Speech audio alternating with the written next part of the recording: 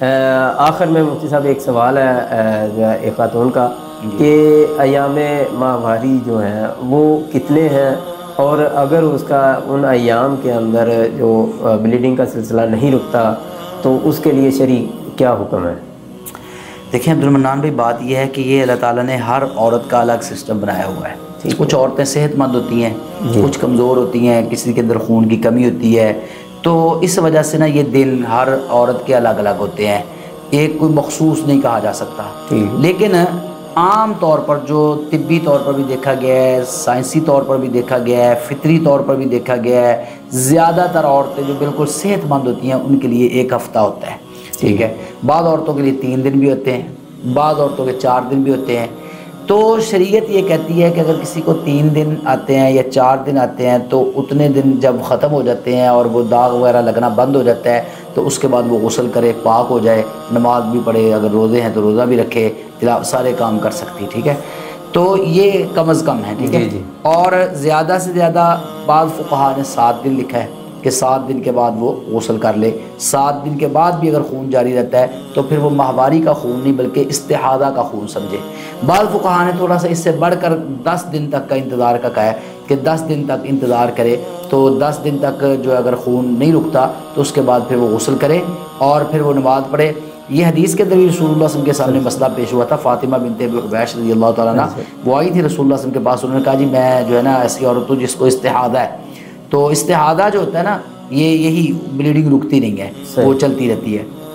تو نبی صلی اللہ علیہ وسلم نے اس کو یہی کہا تھا کہ جتنے دن آپ کے عام روٹین کے اندر، ہر عورت کو پتہ ہوتا ہے کہ جب سے یہ شروع ہوئے ماہواری کے دن تو میرے کتنے دن ہوتے ہیں، تو جو عام روٹین کے دن چلتے ہیں اتنے دن تم اس کو حیض شمار کرو ماہواری، اس کے بعد کو تم استحاضہ شمار کرو، ٹھیک ہے، اس کے بعد تم غسل کرو۔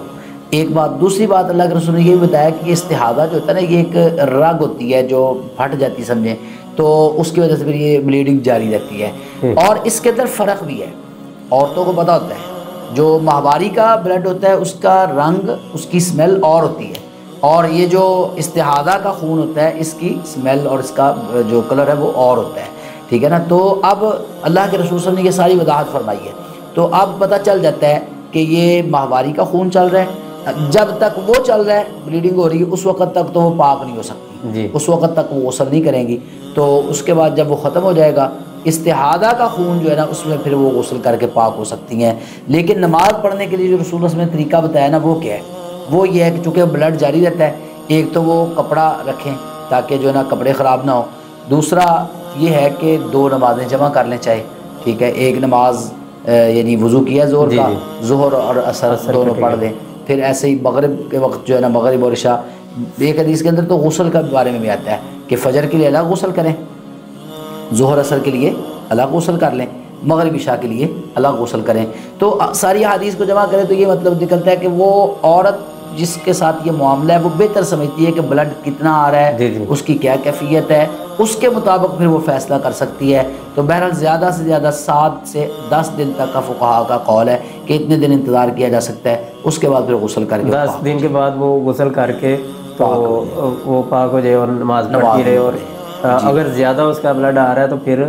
بار بار وہ غسل کرتی رہے، غسل کرے، ٹھیک ہے۔